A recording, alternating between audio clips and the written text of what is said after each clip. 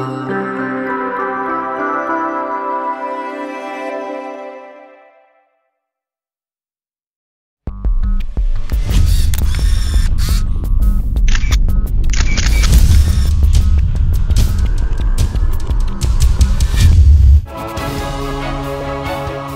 en 1993 par Richard Garfield, Magic est un jeu de cartes de type médiéval fantastique qui voit s'affronter jusqu'à 4 joueurs et où chacun commence la partie avec 20 points de vie.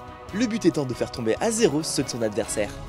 Possédant un certain nombre de règles, Magic a la particularité de s'enrichir grâce à des extensions de cartes amenant de nouvelles règles, ce qui n'est pas sans rappeler le monde du jeu vidéo. Avec plus de 14 000 cartes différentes et comportant la plus grosse communauté de joueurs à travers le monde, son éditeur, Wizards of the Coast, a décidé une nouvelle fois de sortir une extension nommée Origins, ainsi qu'un nouveau jeu vidéo, Magic Duels. C'est à l'occasion de la soirée de lancement de cette nouvelle extension Magic Origins que nous avons pu rencontrer Nicolas Gabillon, Community Manager chez Wizards of the Coast. Et de ce que l'on a pu voir, les Planeswalkers sont une nouvelle fois au centre de l'histoire.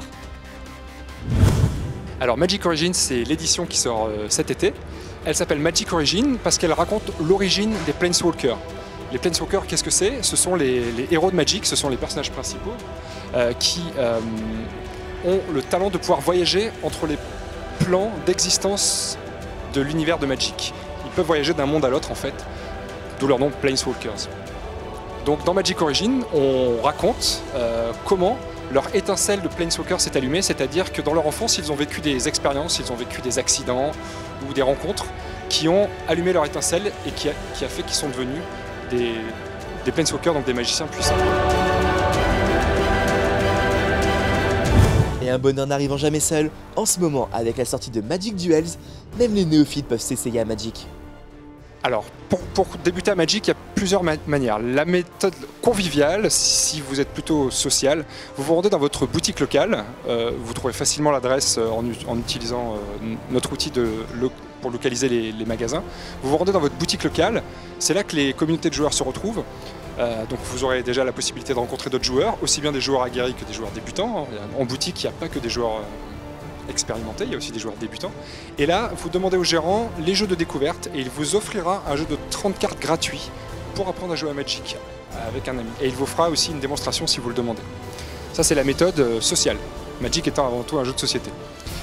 Si vous n'avez pas la possibilité de vous rendre dans votre boutique locale, il existe le jeu vidéo Magic Duels qui est disponible sur iPad, sur iPhone. Donc là, le jeu vidéo Magic Duels, il y a tout un tutoriel qui va permettre d'apprendre à jouer et de se familiariser avec les règles pour ceux qui débutent ou qui voudraient commencer à jouer à Magic. Et vous en voulez encore? Vous voulez savoir le clou du spectacle?